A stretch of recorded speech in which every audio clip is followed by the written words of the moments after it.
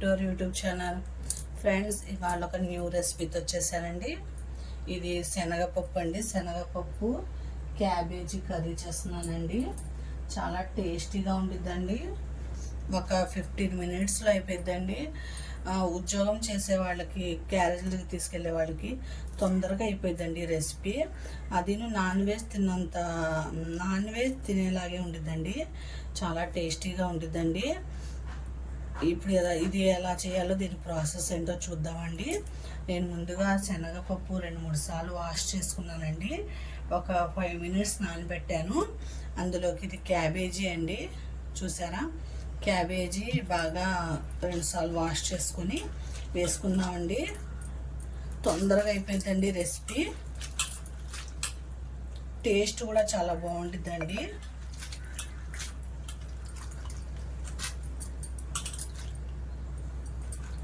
మనకు non veg తింటున్నాం అన్న ఫీలింగ్ వచ్చిందండి. కర్రీ తింటే చాలా బాగుండిద్దండి. మసాలా వేసి చేస్తాను కదా, కొద్దిగా అల్లం వెల్లుల్లి పేస్ట్ వేసి చేస్తానండి. చాలా బాగుండిద్దండి. ట్రై చేయండి ఫ్రెండ్స్. వీడియో మొత్తం ఎండ్ దాకా చూడండి ఫ్రెండ్స్. మధ్యలో స్క్రిప్ట్ చేయబాకండి వీడియో.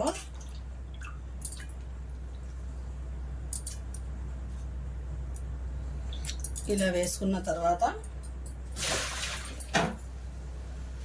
ఇందులో 3 పచ్చిమిర్చి వేసుకోండి.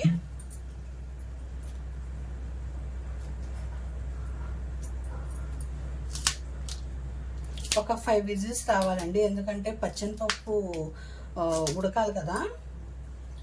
ఇందులో కొత్తిమీర వేసుకోండి. కొత్తిమీర వేస్తే టేస్ట్ బాగుండిద్దండి.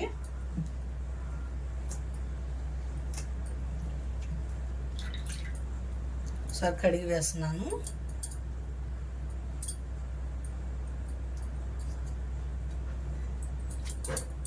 ఇందులో పసుపు,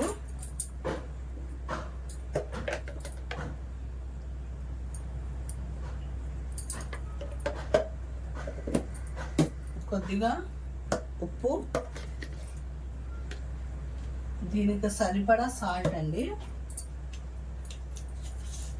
పింక్ సాల్ట్ అండి, హెల్తీ సాల్ట్. బీపీ షుగర్ వాళ్ళకి నార్మల్గా ఉంటుందండి ఈ సాల్ట్ వాడితే. కొద్దిగా కారం, దీనికి సరిపడా కారం అండి.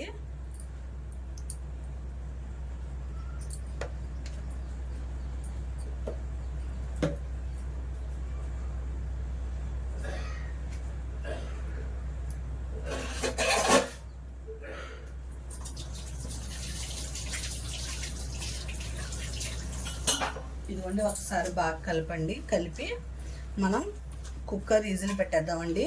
5 విజిల్స్ వస్తే సరిపోయిద్దండి. తొందరగా రెడీ అయిపోయిద్దండి. చాలా బాగుంటుందండి. నాన్ వెజ్ తిన్న ఫీలింగ్ వచ్చిందండి మనకి. ఇప్పుడు కుక్కర్ సీటీ పెట్టేద్దాం.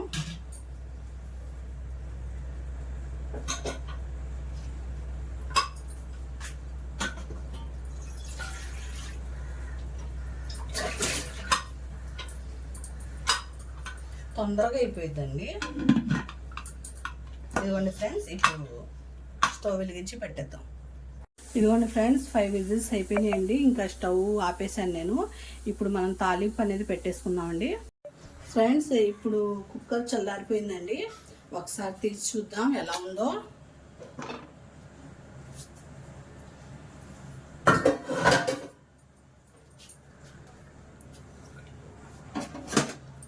ఇదిగోండి ఫ్రెండ్స్, కొద్దిగా వాటర్ ఉంది కదా ఇందులో, ఇది మొత్తం కొద్దిగా డ్రై అయిపోవాలండి. కొద్దిగా స్టవ్ వెలిగించి పెడదాం.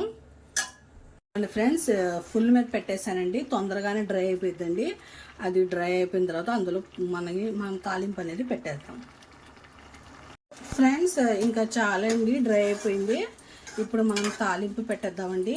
క్యాబేజీ, పచ్చనిపప్పు. చూడండి, పచ్చనిపప్పు కూడా ఇలాగే ఉడకాలండి. ఇంకా బాగా ఉడికితే అస్సలు బాగోదండి కర్రీ. ఇప్పుడు ఇది దింపేసి తాలింపు పెట్టేద్దాం. ఫ్రెండ్స్, 2 స్పూన్స్ ఆయిల్ వేసుకున్నానండి. ఇప్పుడు ఇందులోకి కొద్దిగా అల్లం వెల్లుల్లి పేస్ట్ వేసుకున్నామండి. అల్లం వెల్లుల్లి పేస్ట్ వేస్తే రుచి చాలా బాగుండిద్దండి. చాలా సూపర్గా ఉండిద్దండి. కొద్దిగా అండి, ఎక్కువ కాదు.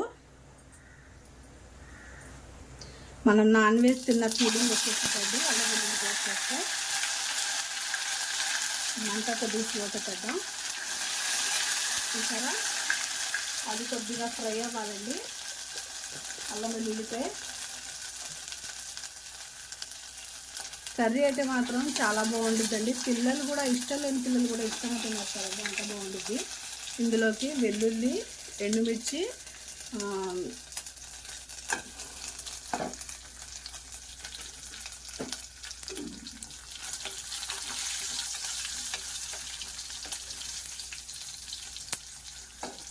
ఇవ్వండి చల్లమిరపకాయ అంటారు కదా అవండి. అది మనం ఫ్రై అయిన తర్వాత కర్రీలో నంచుకుంటే బాగుండిద్దండి ఇది, అందుకే వేసాను. ఇదిగోండి కొద్దిగా జీలకర్ర,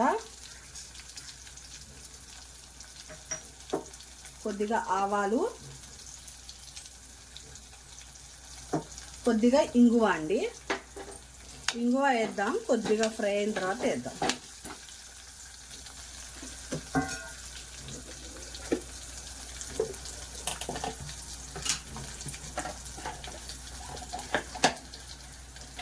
కొద్దిగా కరివేపాకండి.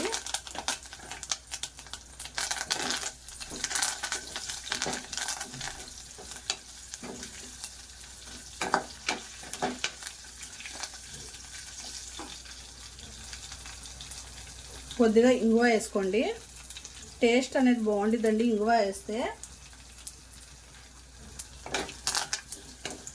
ఇది మొత్తం బాగా ఫ్రై అవ్వాలండి.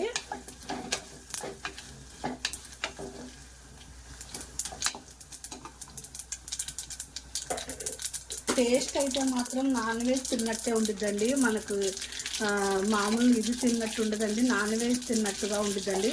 పిల్లలు కూడా చాలా ఇష్టంగా తింటారండి. ఇలా ట్రై చేయండి ఫ్రెండ్స్. నా రెసిపీస్ మీకు నచ్చితే నా ఛానల్ లైక్ చేయండి, షేర్ చేయండి, సబ్స్క్రైబ్ అనేది చేసుకోండి. చూసారా, ఆవాలు చిట్టపట్టబడుతున్నాయండి.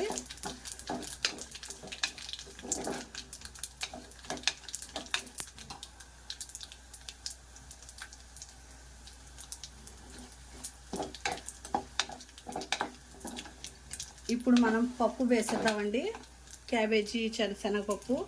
ఫ్రెండ్స్ ఎంతో ఎమ్మీగా ఉండే క్యాబేజీ పచ్చనిపప్పు కర్రీ రెడీ అయిపోయిందండి. టేస్ట్ అయితే మాత్రం చాలా బాగుంటుందండి, మీరు ట్రై చేయండి ఫ్రెండ్స్. పిల్లలు చాలా ఇష్టంగా తింటారండి, నాన్ వెజ్ తిన్నంత ఇష్టంగా తినేస్తారండి. ఇలా చేసి పెట్టండి ఫ్రెండ్స్. అంతే ఫ్రెండ్స్, నా రెసిపీస్ మీకు నచ్చితే నా ఛానల్ లైక్ చేయండి, షేర్ చేయండి, సబ్స్క్రైబ్ అనేది చేసుకోండి ఫ్రెండ్స్. అల్లా హాఫీజ్.